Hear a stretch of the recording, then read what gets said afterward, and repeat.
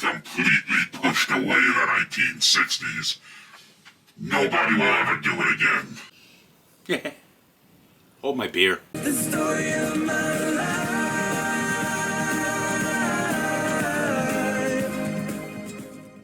1971, gas was 36 cents a gallon. A dozen eggs, 53 cents. Pack of cigarettes, right around 40 cents. And a 45 RPM record, somewhere between 65 cents and $1. Speaking of 45 RPM records, what was playing in my house, on my dad's, what he used to call it, Victrola, was Marty Robbins. Out in the West Texas town of El Paso, Frank Sinatra. and now the end is near. And occasionally, Tom Jones. I saw the light on the night that I passed by her window. I still, to this day, listen to Marty Robbins. Not a big fan of Frank Sinatra. But I was mainly getting my music input from my oldest sister. She was, and to this day still is, a Beatles fanatic. But she was also listening to songs like Carole King's Tapestry album, I feel the earth move under my feet. Marvin Gaye, What's Going On? Mother, mother. And that was also where I first heard Stairway to Heaven.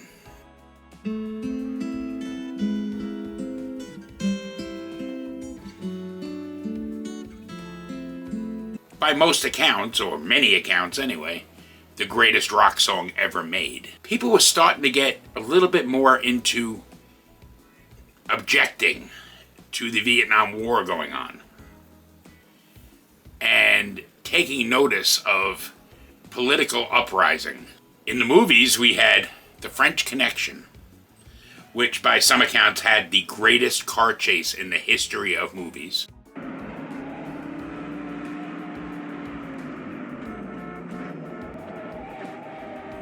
A Clockwork Orange, which was, at that time, unheard of that anything like that would ever air. I believe it was actually rated X when it came out in the movies.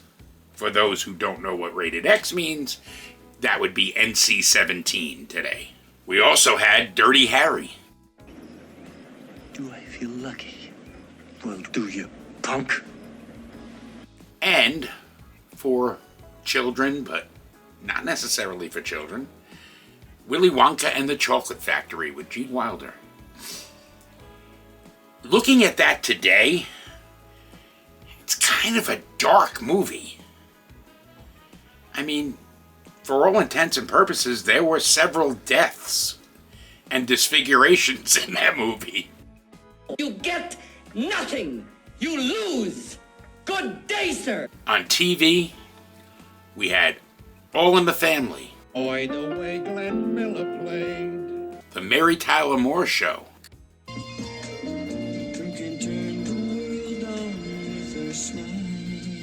Columbo, You know, there's only one thing that I'm not clear about. and McCloud.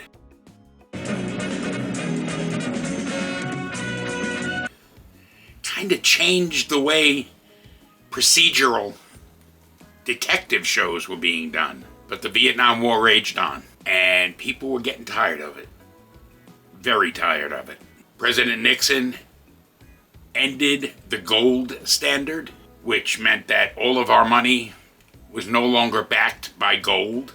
And the 26th Amendment was ratified, changing the voting age from 21 to 18. And all of that was based on protests saying, if we can die, we should be able to vote. Because 18, you were being drafted to go overseas to Vietnam. Little known technology note, in 1971, the very first email was sent. I don't know much about it, but it was the very first email, and though we didn't know then, it would change the way the world communicates. So yeah, there were a lot of changes in 1971, and at 11 years old, 10 to 11 years old, I could feel it. I could feel the changes. My parents were watching Walter Cronkite every night and David Brinkley on the news. And you would see the death counts from the previous day in Vietnam. Everything was aired. You know the old saying, the revolution will be televised. Well, the war was being televised. And to that extent, no other war had ever been televised. They had, back in World War II, the reels that they would show during when you went to go see the movie. And you would go to the movies and they would show these newsreels before the movie. And that was pretty much all that they had in terms of reporting of that war. Generally, the air of the United States had changed. The hippie movement was gone for good. Music got more hardcore.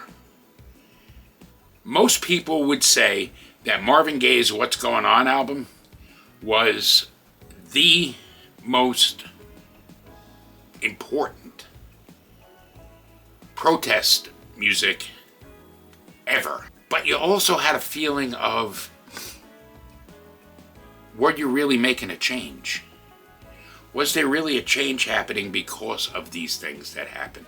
Attica, the prison riot happened, and I believe there were 39 people killed, and every one of those people were killed by police bullets. Basically, the governor of New York, Nelson Rockefeller at the time, gave the order, go in, end this riot.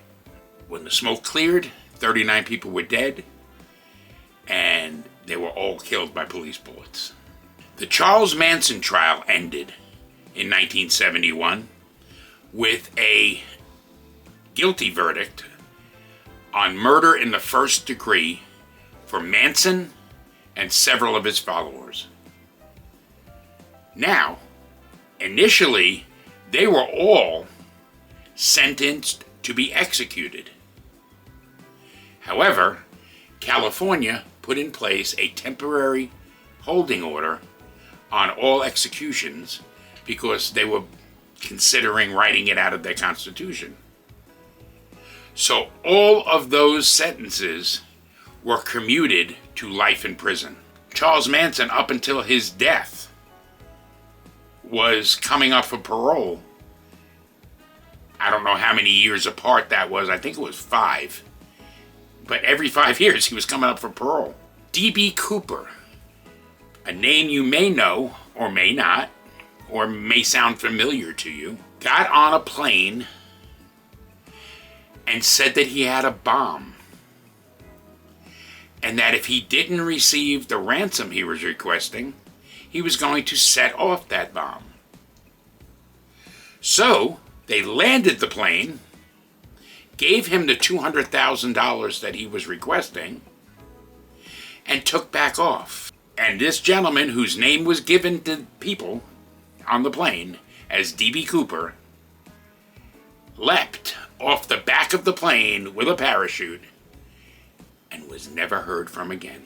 Nobody to this day has been able to convincingly identify who this person truly was. But 1971 wasn't all bad news. I mean, how could it be bad news when the happiest place on earth opened in Orlando, Florida? In 1971, Walt Disney World in Florida opened. At first it was just the Magic Kingdom, and I think we all know what it's grown to since then. But my view of 71, from a 10 to 11-year-old's perspective, it was still a simple time. It was still a kind of time where my innocence didn't get threatened. My innocence stayed intact. But that was mainly because My parents and my older siblings really didn't talk about anything. I wasn't shielded from it. Like I said, I would watch the news with my parents at night, but I wasn't exposed to it to the point where it was allowed to affect my life. My father was well known for his after-dinner discussions, which often turned into pretty much full-blown arguments about world events and how things were going politically and economically in the world. But, as I said earlier, my father was listening to Marty Robbins and so on. He also introduced me to the song that was probably the first song I ever put on repeat, so to speak, because we didn't have computers to play our music. But it was playing pretty much until the grooves wore out in my 45. Don't Pull Your Love by Hamilton, Joe, Frank, and Reynolds. Don't pull your love out on me, baby. One-hit wonders if you ever wanted to see one, but... And then, The Lament of the Cherokee People, or Indian Reservation, by Paul Revere and the Raiders.